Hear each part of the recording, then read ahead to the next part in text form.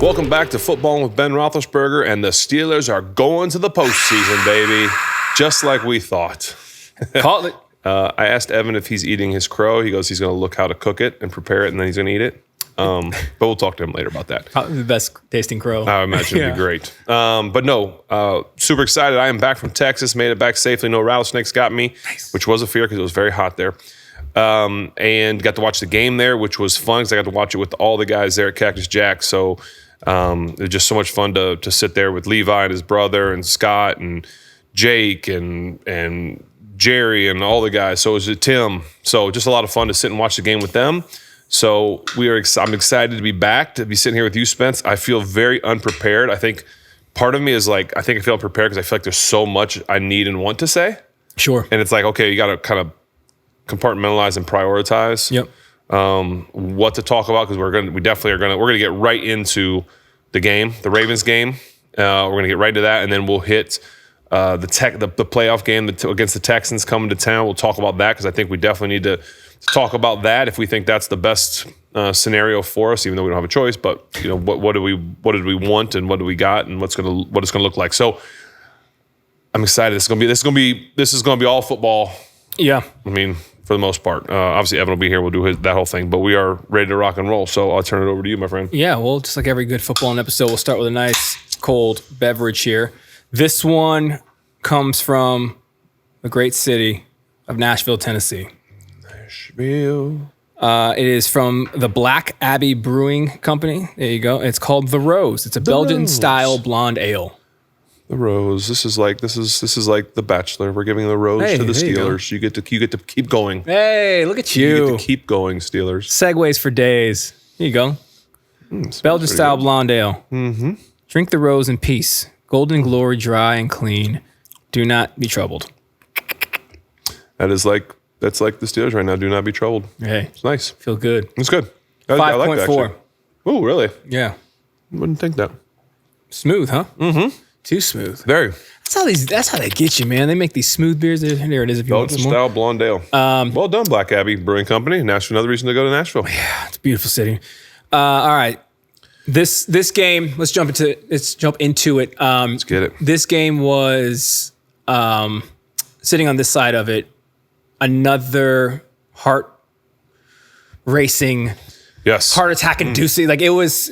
I've come to expect this being a Steelers fan. It's like you're just not. You know, for 4 quarters, you're just blood pressure through the roof, anxiety. It's really not conducive of what I'm trying to get, put in my life this year. But for it to end the way it ended, and maybe we should start with that. We should start with the ending, I think, because it is something that I feel like we'll ask everyone who gets down here. The stadium probably went quiet right before, just anticipation. It seems 44 yards, not a crazy long field. Not nowadays. It seems like you should make it. Obviously, their kicker shanks it. I immediately felt terrible for that. Like I didn't want him to make it, but I felt terrible for Right. It's like you don't make it, and then when he misses it, you're like, oh, sorry, bud. I kind of feel bad. Kind of. Yes. Feel bad, right? That is, outside of winning maybe like the AFC Championship or the Super Bowl, that's a pretty hefty moment to place on the shoulders of a rookie. Right. And I'd love to get your input on that. But before we jump into that, to watch the media fallout of how he's handled that and the response. Obviously, fans are upset. That's the whole thing. Young kid, Tyler Loop, believe his name. The stuff that I've seen from him, man, he's handling it amazingly. He's doing good for him. Keep your head up, kid. You'll never probably see this, but it's the way you're handling this adversity, I think, is something that the future you will be very proud of. Good for him. So, yeah, what are your thoughts on that? social media and seeing that stuff, I would encourage him the same way to take accountability, take responsibility, own up to it. It's just it happens, and it's unfortunate to a certain extent when it happens. Obviously, you. As a Steeler fan, you're excited about it. As a Baltimore fan, you're disappointed about it. Yeah. I'm sure that kid's going to make a lot more field goals and more game winners than he's going to miss if he doesn't. So don't let it get to you, young man. But I'll tell you what, that game was just bizarre.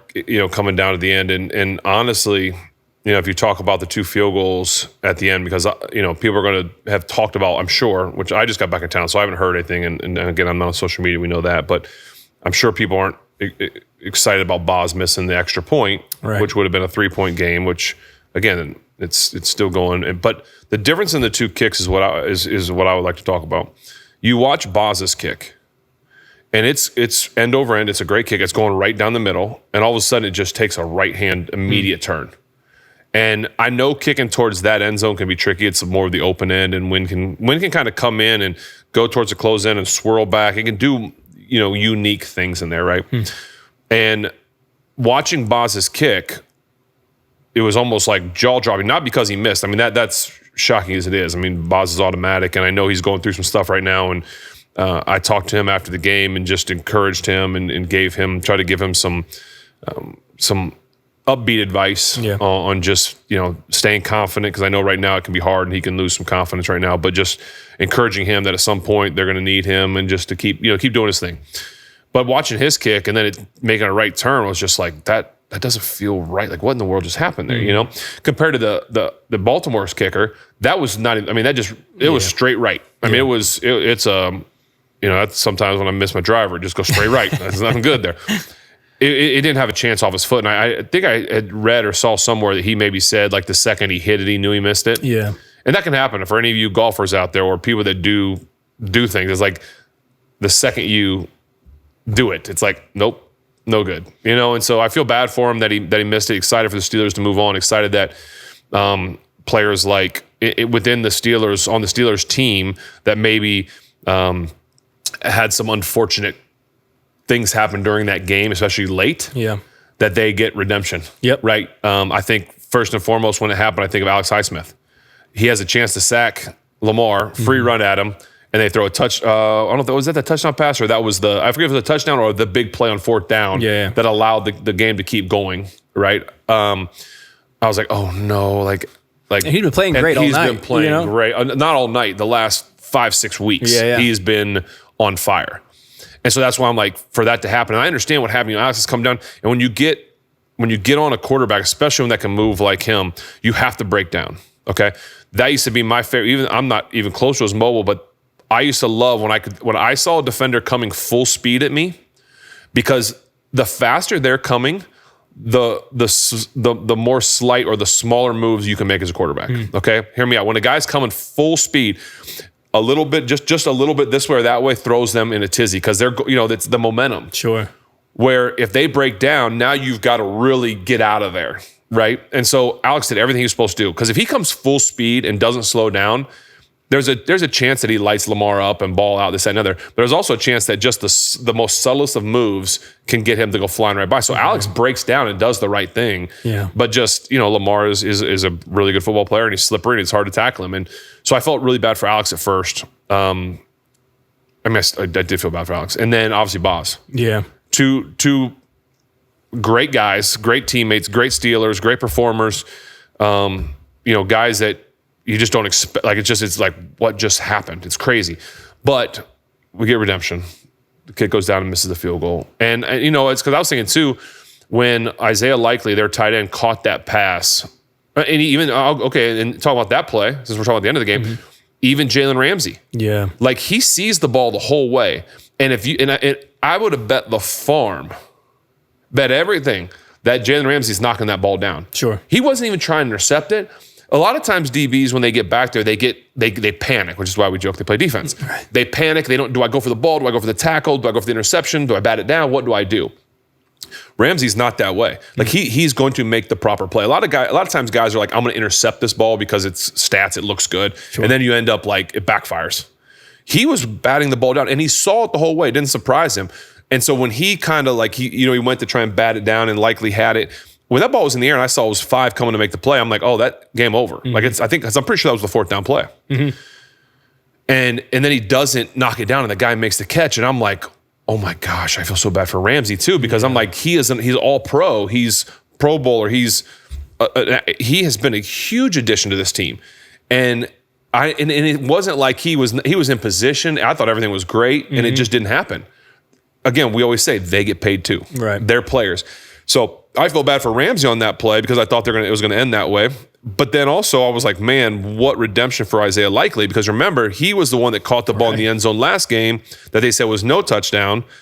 And so it's like, wow, what redemption for him? He's got to be feeling like, right. Yes. No, I felt so. There's just so much going on. Yeah, I felt the same way for Ramsey because there were a couple things all night, like that one to Zay Flowers, like he bit down and left. I don't know how you leave Zay Flowers that open. But you know what that is? But that happened twice. I called that touchdown before it even happened. I said if they throw this ball, it's going to be a touchdown because that's a 4th down and short. I've thrown a numerous touchdowns on 4th and short because what happens is the team's playing run. Yeah. Because it's 4th and short. Plus you have, you got a good running game.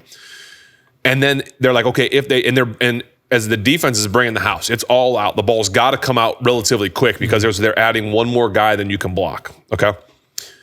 So what we would always say is, hey, as a quarterback, you just got to retreat. Get back, and get the ball up in the air if you got those go balls or anything down the field. Yeah. So Ramsey's thinking, okay, they might run it, so we're playing down. We're selling out on the blitz, so the ball's going to come out quick. And so I'm here to make the tackle at the sticks, Well, Baltimore did a great job, which we've done it many times too, is running past it, which we kind of talked about it in Cleveland with Aaron, taking that shot on the go ball. A little different situation because it's not a sellout, zero run situation type thing. But that play was, I was like, if they throw this ball, there's a chance. It's because all you got to do, there's no safety. It's like my guy has to outrun you to a spot that he knows and you don't know. Yeah. Advantage offense all day. And Lamar did it and he threw it out there. And so I can't even blame him for that because that's set up to win for Baltimore. They had a plan on 4th and short that, or any of the in 3rd down it'd be harder to do because sometimes there's a safety up there. But 4th down, it's like the Steelers were selling on defense and they had a plan to retreat and just let my guy beat your guy down the field. Yeah, talking about a plan, I never understand their plan to stop using Derrick Henry. Yeah, that's something that you saw, when they played Green Bay the week before. Right. 200 and some, yeah. And when I say they, I mean Derrick Henry played Green Bay the week before. Mm-hmm. Right. It didn't make sense to me that they would abandon that, but they seem to always abandon that with Pittsburgh. Listen, big fan of them abandoning that against us, but it did I think I'm still more confused on why they're doing that. He wasn't wildly effective. Our front did a great job at minimizing a lot of. There were a couple runs where it's 4 yards, 3, not something I would look at a run game like, oh, it's failing. Let's bounce out of here. Why are they continually deviating from the run game? I don't know. I feel like their offensive coordinator, play caller, is like our best coach. It baffles me too. Like I look at the tale of two halves with the Steelers and Baltimore in the sense that early on Pittsburgh was going 3 and out, which meant Baltimore was able to possess the ball, which means you're getting more than 3 plays, right? And then the second half, it felt like the Steelers were sustaining drives and Baltimore wasn't. And so then it's like, it is harder to use Derrick when you're only getting 3 plays. Okay. Mm-hmm. That being said, where it blows my mind is on first down when you hand the ball to Derrick Henry and he gets 1 to 2 yards. Now you're in 2nd and 9 or 2nd 8 and 9. They just automatically are like, okay, we need to throw the ball or we need to do something else. And I would argue, no, give it to him again. And if he only gets 1 or 2, then you're in 3rd and 6 anyway. Yeah. But I feel like he has a better chance of getting you 3 to 4 yards every run with the ability and opportunity to break that long one like we saw early in the game. Yeah. They get away from handing him the ball on 2nd down and long so many times. And I don't know if it's because they feel like they have Lamar and a 2, 3, however many times, an MVP of the league. Yeah. And so it's like, well, we have an MVP of the league, so we need to utilize him as well. But Lamar hasn't been like the Lamar of, we've talked about it on here. Like, is he injured? Is there something going on? We know he's injured going in this game because he got hit with the kidney ribs, whatever that thing is. Got hit in the back, and that's an awful injury. But even more reason to give the ball to Derrick Henry on 2nd down and 9. Who cares? He might get you 7. He might get you 9. He might get you 11. He might go for 40. Yeah. They abandon it so much. And it is mind-blowing to me why and how they do that. And it's the only thing I can think of is they're like, we need to utilize Lamar and the receivers we have. But there's different times to do that. And so it blows my mind they continue to do it. They do it for the Steelers against the Steelers, which I don't get that. I think they're scared of the run, to run it against us. I don't know. It seems like they only do it against the Steelers. Like it's a it's a crazy thing. And part of that might be something that you saw the addition of TJ Watt getting back into the defense, which he shows up, gets a pick. I feel like, of course he does. Of course he does. Yeah. It was great to see Tej back out there. But it also opened up a little bit more of the defense scheme in a couple of the packages they can run. So I've seen this a couple times. I think they were doing it when Jack Sawyer was out there. But it was more evident when you had TJ, Alex, and Herb in the middle. And so you had like this 3 linebacker front. And I think that was contributing greatly to stopping the interior runs. But typically you would say that'd be like a pass rush. To have him fall back.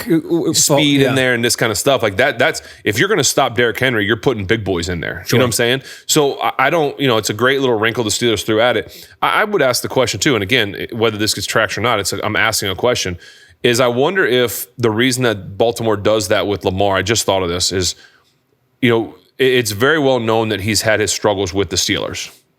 Playing against the Steelers, beating the Steelers, like it's about one of the only teams that he's struggled against.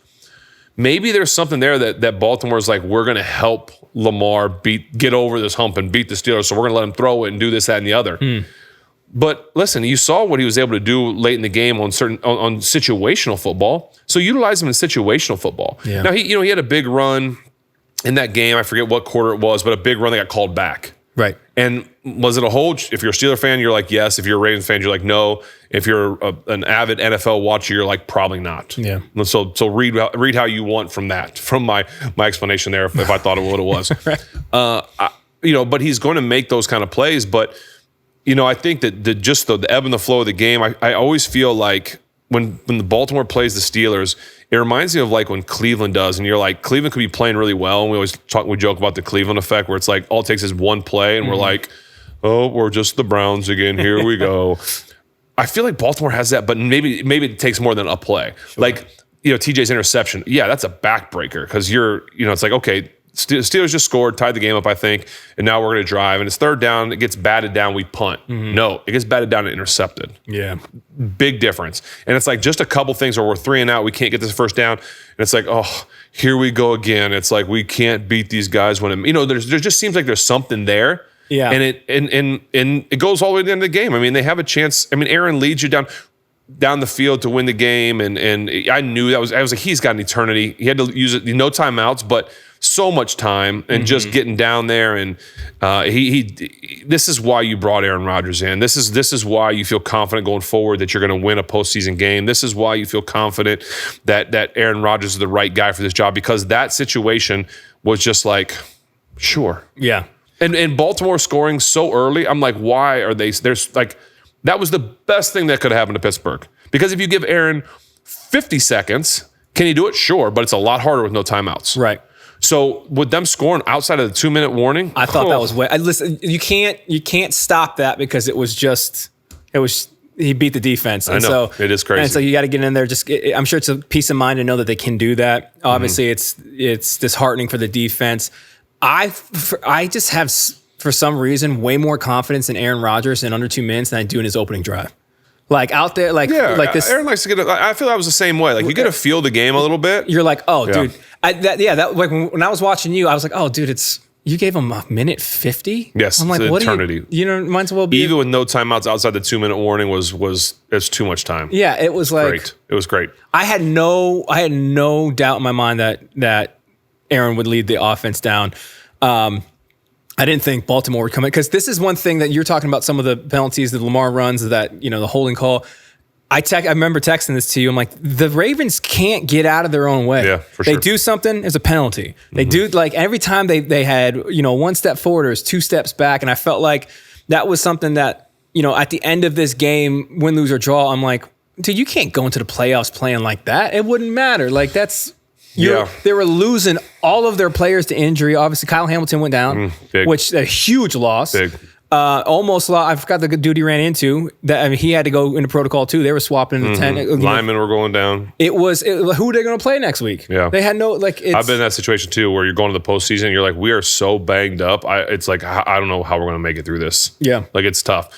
But we talked about it right now. Pittsburgh's hot going into this thing. Aaron's playing really well, and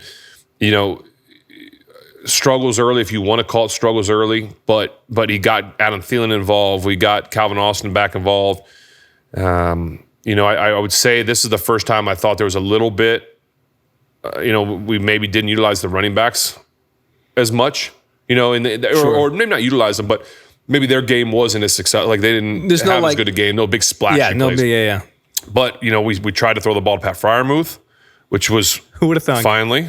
Who would have thought? And so it's one of those things that I think right now we're trending in the right direction. And again, if you're going into the postseason with a quarterback, I want it to be Aaron Rodgers right now because he's been there, he's done that, he's getting DK back. I anticipate really good things going in this game. And we'll preview the Texans game here when we're done with this game. But again, when you have Aaron Rodgers at the end of that game, you feel really, really confident.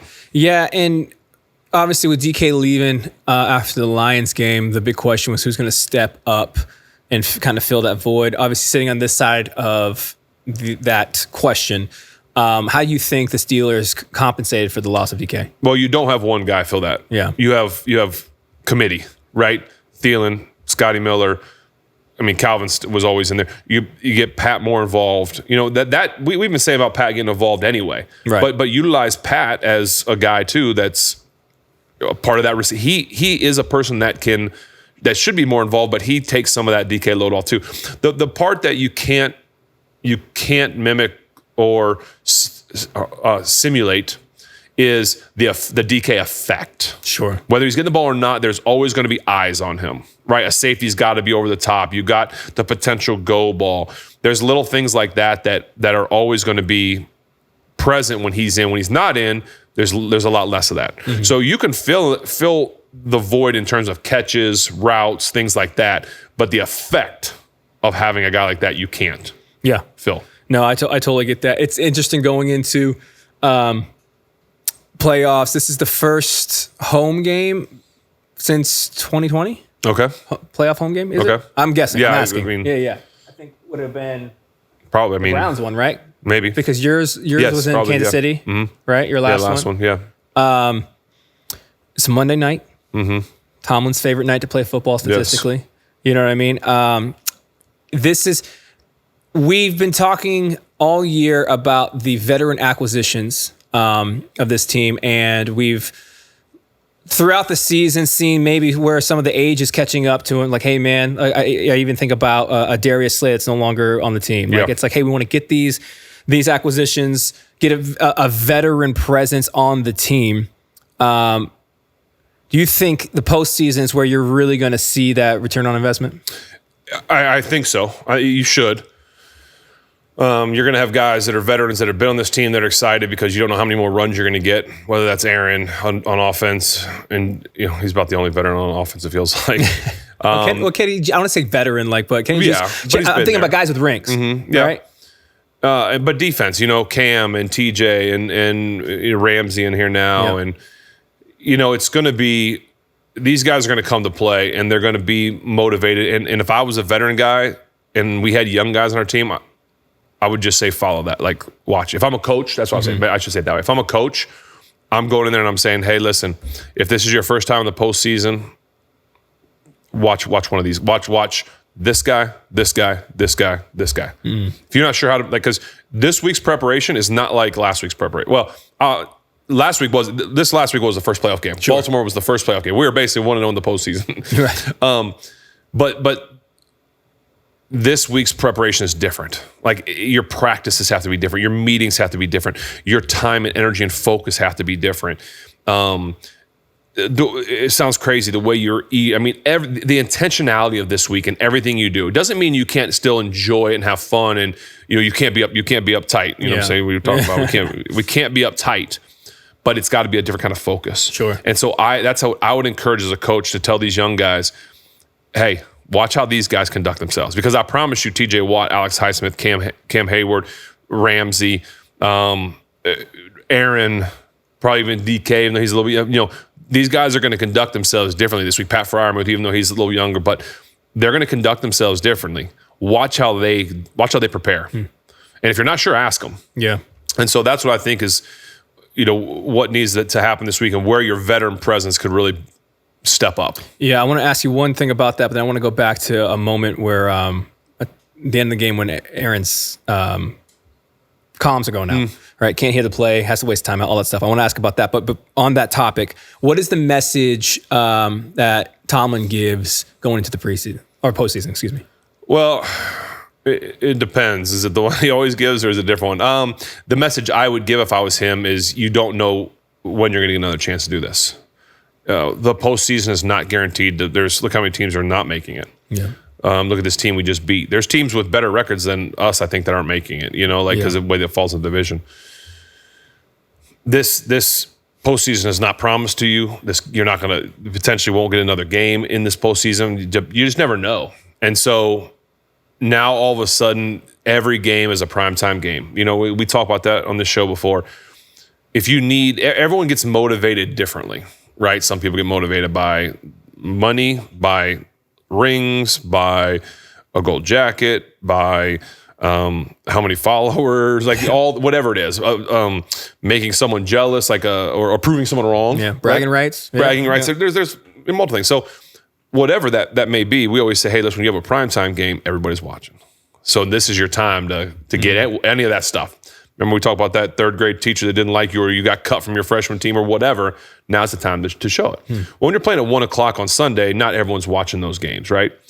Doesn't mean they're any less important in terms of in the football scope of things in the realm, but the primetimers just have a little something extra. Well, now every game's a primetime game. And you're going back on Monday night, and it's like, hey, listen, everyone's watching. So whatever it takes, whatever motivation you need, know that this is it. And if you don't win, you're going home. It's not like there is no tomorrow unless you win. And so it's just, you've got to be able to have that and pass that message on and let these guys know that this is it. This is everything. And this could be your last time ever. Don't ever take the postseason for granted. Yeah, get that locker room speech, man. You know what I mean? Yeah. So going back to that end of the game with Aaron, he's switching out his helmet. He clearly, the helmet he's wearing is you have an earpiece in your helmet and your coach is calling you plays. Right. Switches out for another helmet. Is that someone else's helmet? He grabbed. No, it's his backup helmet.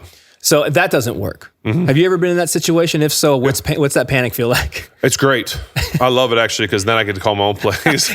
Which what I was thinking about. I'm like, Aaron, you don't even listen to that. Yeah, why are you talking about? Get so mad all the time when they call things. No, it's more panicky in the sense that you like sometimes coaches. I just sounded really bad. A lot of time coaches have great ideas, especially down there in the red or because you're like, okay, that's very specific to game plans. Out in the middle of the field, you can just call stuff from your script of no huddle stuff, your things that When you get down there, it's very specific. Defenses become different. There's less room to cover. So it is comforting sometimes to have a coach in your ear, even down there, like, hey, think about this, or remember they like to go cover here down there, or whatever it is. Sometimes too much information is bad, but sometimes it's beneficial. When he lost the first one, when it went out the first time, I think he used a timeout the first time. I forget how it all went down, but what we would always have, like I never feared losing my communications because I always had one of my amazing other quarterbacks standing right next to the OC. And the second, if he saw me ever tap or if they're, because usually the headsets are linked. So if Charlie, Bruce, Dobbs, Duck, whoever the backup, Landry, Byron, Michael Vick, I go down the whole list. Time, bro. When they had the earpiece in, typically they're connected. So if they don't hear it, like I saw times, like if I'm not getting something, I look over and I see Charlie doing like, hey, we got nothing. Like, you know what I'm saying? There's some sort of communication there. The problem is sometimes as a quarterback, you're not sure if the coach if it's out or is he thinking? You know what I'm saying? So if he's looking in the huddle and he's kind of like waiting and you're not like looking to the side, like you won't know that you're like, okay, come on, give me give it to me. Like, what are we doing? Time. Like, so a good coordinator a lot of times will have that button pushed and you'll hear either like the static or a background. You'll hear that it's going. When it's just like, something radio going on, silence, right? yeah. But that's why, and I don't remember. I wish I could go back and watch the footage of it. Like, if Aaron's looking at the sideline and sees him talking, like he's going to see you're going to see a coach. Like I've seen a coach put the thing up and then put the thing down and like start talking to another coach and nothing's come through. And I'm like, he called the play, right? I know I'm giving you a lot. No, it's good. But what should happen in that situation is I got nothing. Okay, clock's running down, and you run over, and you got to take a timeout. You run over, you switch your helmet, you put it back on, and they'll be, check, you got me, I got you. You get out there, and if it goes out again, right, I mean, instantly, as soon as your backup helmet goes on, antenna's got to be up. Like, I've always got, like, I'm on the sideline, I'm watching, because instantly, if I don't have something, I'm like, hey, I got nothing, give it to me. And your backup should be right there, giving you, and I don't know if Aaron wears a wristband with plays. See, that's going to be the other thing. I'd have to look. No, because I think he had the cast on, so I don't think he had. Okay, so Aaron might not have, so now it's a little bit different. So now it is a different situation, which is one of the reasons we always wore a wristband was in situations like this, Charlie's, or any of them, wristband 32, wristband 105, wristband 200, you know, and now I'm just like, okay, I'm reading this thing. For that exact reason. Because every time you went to New England, the headsets went down. Coincidence? That's crazy. Crazy. Huh. But you always had a bailout. Now, I just thought that Aaron doesn't have that, so then you are in trouble. Then it's like, you got to either burn your stuff or you got to be like, hey, Aaron, you got to call plays. So there it is different. I didn't even think about that. You're right. I don't think he's ever wore a wristband. Yeah. And so then you're. He's cerebral, bro. He's got it. He's got that. Now you got to figure out a plan then when it goes out. Yeah. So when you're watching him burn that timeout, are you like, oh no? Yes. When he lost the last timeout. Yeah. You're like, this is not good. Yeah. And I heard in his post game, I saw a clip of it. I didn't get to watch the whole presser, but he was just saying, hey, I had to. It's so crazy. Like, I had to do this, way too important. Goes in and scores. It's like, duh, we're fine with it now. But then you're sitting there, you're like, okay, I still think when he's going down 2 minutes or whatever, I'm like, dude, that's a whole quarter for Aaron Rodgers. Over 2 minutes with no timeouts is not an issue. Yeah. I wasn't concerned about that. Yeah. Under 2 minutes with no timeouts, then you're kind of a little bit like, ooh, okay, we just got to move a little faster, but we can do it. Yeah. And then it's just like every 10 seconds down with no timeouts is. So you don't go into that situation with like kind of an understanding of what we want to do. Before if we get into the red zone, I know, we're going to the point where like, hey, I only have one timeout. I don't know. It seemed like not using the timeout was never on his radar. He's like, if we got to do it, I'm going to do it. I think that's just a veteran guy. Like, I think a lot of quarterbacks are going to look like, what do you want? Like, what do you want? And that's where a coach will either be like, I'm taking the timeout or no, we're taking the 5-year penalty. I know. I saw it because they cut to Tomlin right after that. And I saw Tomlin's face. I'm like, he's probably not stoked about that. Yeah. But it pans out. It pans out and you're like, he trusts him. So it's just a unique situation. Again, we wouldn't really have, that wouldn't be a big deal for us because we had the wristband and we could just always communicate that way. But definitely, if you don't have that, there's zero ways of communicating. That's the only thing you can do. Yes. Yeah. Yep. Interesting, man. All right, so let's jump to Houston. All right, let's dive into. Unless there's anything about the game you want to cover that I missed. No, I would. I think. No, I mean we talked about the not giving the ball to Derek. Unbelievable. I'll tell you this. I think our line's playing really well. Yeah, there are a couple sacks, but some of those are coverage sacks. Some of those Aaron just being smart, getting down. I would encourage Aaron to trust his legs. I think he could have ran for the first down on that one where he tried to cut back on the guy. 42, man. What you mean? Just keep going, Aaron. But I think talking about the line, just giving them some flowers, telling them great job, keep it up. That be, again, if we ever have to put a caveat, Baltimore only had 11 and a half sacks going into that. And we got one guy that gets more than that, I think. So there is some of that, but still, I don't care. Yeah, I don't care. As a quarterback, I'm encouraging line to just keep playing the way they are. And I also think that, we get on him sometimes on this show for the amount of penalties. And I think, sometimes it's warranted. But I think the play of Joey Porter Jr. this year has been really, really good.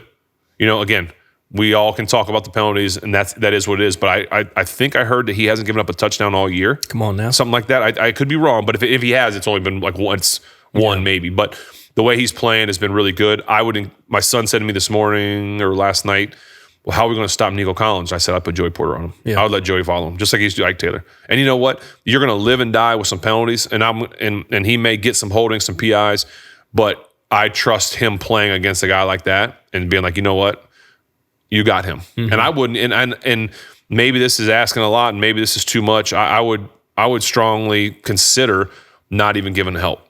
Like we used to do that with Ike and stuff. Like, you know what? Sure, you can peek, but I'm not putting a safety over top like it's DK Metcalf unless something, it's like, man, he's getting killed. Yeah. I'm like, you know what? I'm challenging you this week to go out there and to shut him down. Now, if he gets 70, 80 yards, like that's shut down. Like he's not going over 102 touchdowns. Right. You know what I'm saying? Or even he can't change the game. I challenge you to step up. As you're not a rookie anymore, you're not. It's your time. You want to be elite. Here you go. And that's what I would do. I would challenge him because then you got Ramsey for their tight end, Dalton. I think I forget his name, but he's a really good receiving tight end. You can put Ramsey on him, or you can just kind of do whatever. Let him be in the zones or put a nickel. I'm excited for what this Joey could do. Now they may not do that. I'm not saying they are. Yeah. I just would consider it as a coach because I want to give Joey his props for the way that he's played this year. Even through the penalties and probably some of the hard times, I think he's just doing a really good job. Yeah, man, I totally agree, especially with the line. The line has been watching some of the clips after the game. Zach Frazier is, I think, was created in a Steeler factory. Yes. I mean, when you think about Steelers, He's right for the it. way he plays, it's just, he's got the mind. He's got just from the snap till the end of the play, it's just violence and then hustle back to the huddle. Yep. It's just an on repeat. And so it's really cool to see that in the line. Webster, Dawson, Yes. Pouncey.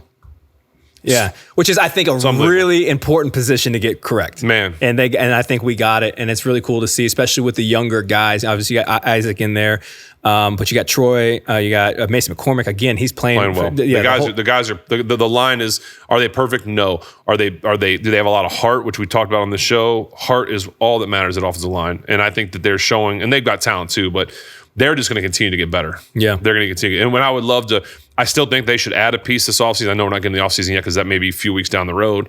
But I think that we add one piece of that and then you bring, it could be good. So yeah. And so I say that to highlight the line because the thing that scares me most, concerns me, is obviously Houston's defense. Yep. Their defense is touted. The only thing that scares me. But the thing about their defense is beyond their talent is they play with a level of aggression that I think shuts most teams down. And what I like about our O-line, what I've been seeing in the weeks is like they are inviting violence. Yeah, they're what you want. And so I think those trenches are going to be something to be watched, the entire game. That's going to be a really exciting thing to see and a really exciting challenge for them, for our O-line.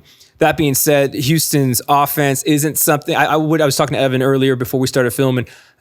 I don't think that they're an elite offense, but I don't think they're as bad as we're contrasting them against their defense to be. It's like, their offense is nothing to be That's hard about. to do because the defense is really good. Right. What are your thoughts on that? Yeah, I think you hit it just right. Their defense definitely makes me nervous because they get after you. I don't know the percentage if they're a big blitzing team or whatever. I just know that they follow their leader, their coach, who has a passion. And you saw last week when they scored that touchdown at the end of the game on the lateral stuff the big boys scored, and the coach is running out doing his thing. That's not fake. That's real. And so, hello, Evan. What's up, Ed? Welcome. Our Sticks thing down. That's from the Sticks. That's from signed Sticks, autograph man. From the Sticks. What you mean? Renegade, What's that, dog? Signed over there. That's Renegade. Ever heard of it, Evan? Ever heard of that song? It's a great song. I don't know if you've ever. I think you'd like it. There now, it's okay. You ruined it. There you go. Oh my! 3 shows in a row. Evan, what is your? Sorry, voice? I was just on a. Oh, I forgot. And I forgot what I was going to say. We're talking now, about Houston's defense and how it's real. It's their identity is rooted in their coach. Yes. Yeah. And so their defense really makes me nervous because I think that they are really good and I think they can get after you. And so, we have, we're getting DK back and we've got Aaron Rodgers. I get all that. Do I think that we won't be able to do anything with it? No. I just think we're gonna have to have a really good game on offense. Like we're just gonna have to be, and we can do it. I believe in Aaron and what he's doing, and I believe in the use of Pat Freiermuth more now, and the two-headed monster running backs we have. I think Adam. I think we've got the ability to do it. Okay, can the line hold up and help us that way? So that's my take on their defense and our offense. Where I think, and the reason that I'm leaning heavily towards the Steelers winning this game is because I trust our defense against their offense. Yeah. They've got some players. CJ Stroud is a good player. He's a good athlete. He can throw the ball. They've got Nico Collins. They've got 2 running backs in Chubb, and I can't remember the other name, a tight end. They've got some guys, okay, that can make you nervous. Chubb was over there. Chubb's over there too. They got some guys that can make you nervous. But I don't think it's enough firepower. I think our defense can get after it. Now the defense, they can't. They're not going to be able to get by not having a good day. Like they can't just. They're not going to. The Texans are going to roll over on them. Yeah. But I think I like the matchup better with our defense against their offense. I think the level that our defense can outshine their offense is more than their defense can outshine our offense. So that's just my 2 cents. Dude, winner goes to Denver. I'm looking up the Lower seed, right? The lowest seed. Denver will play the lowest seed that's left, right?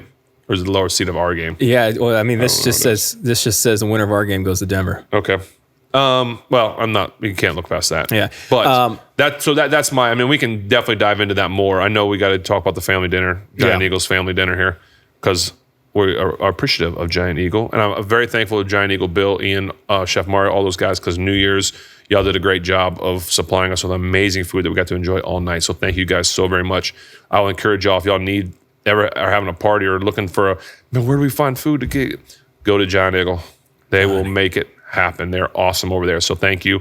Evan, hello. I know your voice is a little raspy because you were at the game. I was. No, there it is. Hey. Welcome. Good morning. Good morning. You hit me with the Barry White right there. Very good enough. He was there. He was not in the beanbag chair. He was there. He was cheering. He was standing. He got yelled at by an old man to sit down.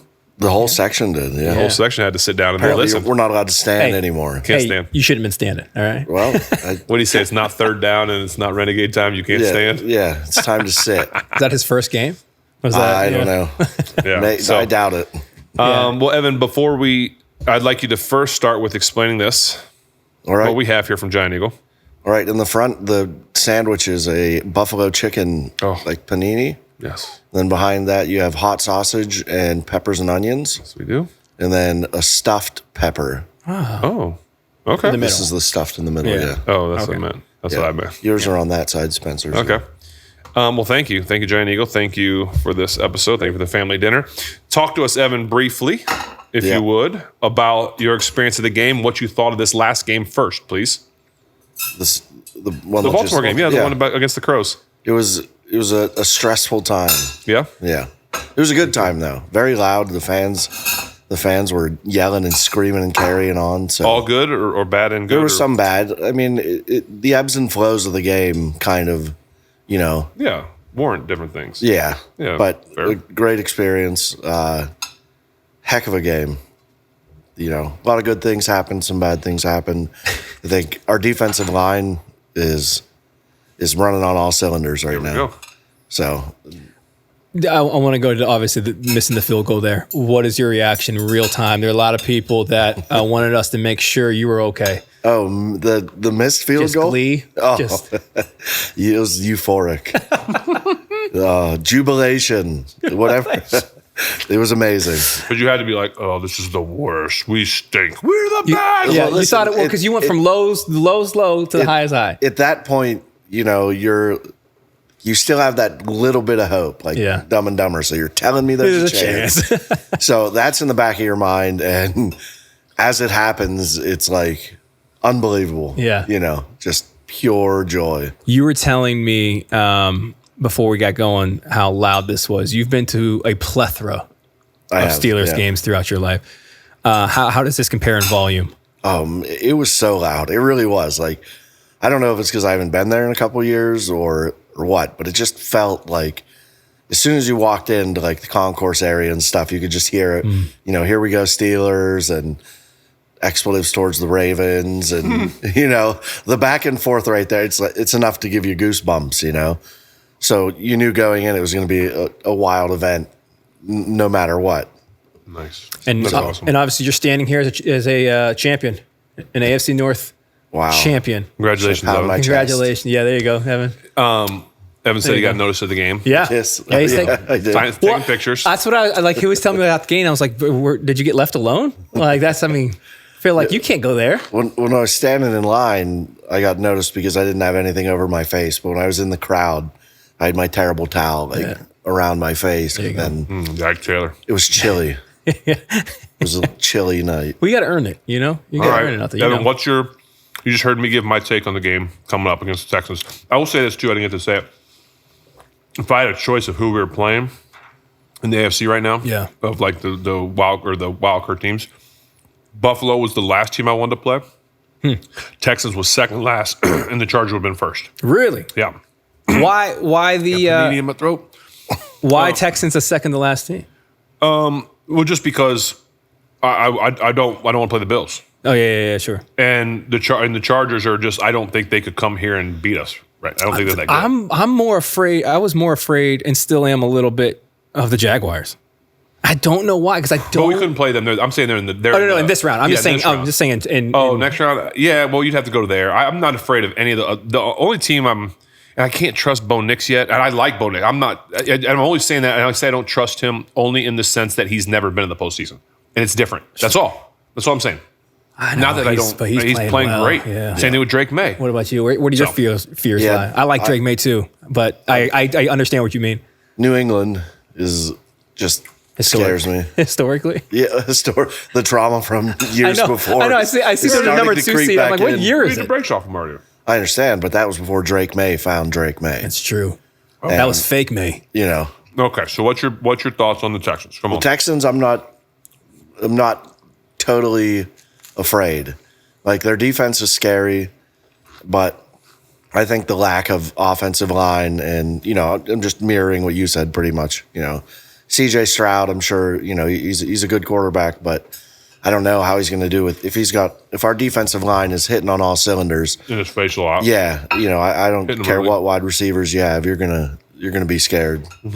So forced errors are gonna be key. Secondary has to show up. They got to be ready.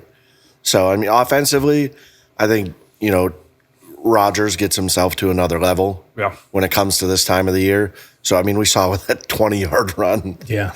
That was awesome. So sorry, I'm just. Well, he thought he should have got the first. Yeah. He gave up on it. He gave up on it. Keep going. Lower the shoulder, man. I was scared when he went out of bounds, though. It kind of looked like he went awkwardly, and I was like, "There it is. That's it." Yeah. At what age did people stop expecting you to lower your shoulder? Because you're like, "Oh, you're big. Go get through there." At what age? You're like, Never. "Hey, Ben, get out of the round." Never for me. As a fan, we never did. We're still upset you're not doing it now. And Yeah. when we were at the goal line, give it to Ben, let him go. Even the last season, we're like, just let him go. Just let him tear it up. Like on But Mount Washington. Oh, yeah. I'm pretty confident. Yeah, me too. Okay. So So here's what I want to do quickly. I got the playoff picture here pulled up. Let's give just first round predictions here. All right. So obviously us in Houston, you got the Jags and the Us. Bills. Jags Bills. That's gonna be an exciting game. Jags. You like Yeah. the Bills there? Take the Bills. I just feel like the Bills. I think I have to be in the Jags It's in camp. Jacksonville, though, right? Yeah. It's obviously a big deal. Here's why. Here's the hidden factor for the Bills this year. They have an outside chance of playing in their stadium one more time. Mm-hmm. Right? What seed are they? 6. Yeah. I mean, they have to play the 7. Who's the 7? Chargers. Yeah. I think they could play in that stadium one more time, but they have to get there. Just saying. Little juice. The last couple of weeks, I felt like they've been. I feel like I can't trust them against certain teams. Yeah. You know, I like if we can't bring it home, I would love to see Josh Allen do it. I agree. But I don't. It doesn't be hard, but I think Jacksonville's will beat up too. are they? Yeah, that's my only fear with Jacksonville. Is I know nothing about them, and I don't know why. First year, there's something to prove. Like it's kind of like that. When Detroit started being good, you're like, oh my gosh. So I think it has a lot to do with the coach unlocking Trevor Lawrence, Sure. similar to Mike Vrabel and Drake May. Once you get in with one of those young quarterbacks and you're able to mold them to, yeah. their potential. So which leads us to the next, which is Chargers and Patriots. Patriots. Yeah. All right. So we go into the NFC. You have the Panthers. I don't know why I didn't mean to laugh. I'm sorry. The Panthers and the Rams. Rams. Panthers. You like Panthers there? Yeah. You're gonna have to explain that. You can't say Panthers like it's nothing and keep going. I always go for Is he in LA? I always go for the underdog. I think so. I don't know. What seed is the Panthers? The 4. No. So That's in there. Yeah. It's at Panthers still. Okay.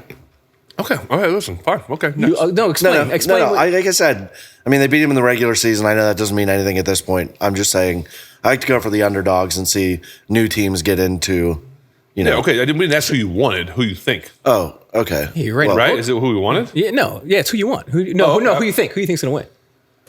Probably the Rams, but I want the Panthers. Your heart. So yeah. Hey, never hold your heart above your head, man. You know what I mean? Yeah. All right, so San Francisco and the Eagles.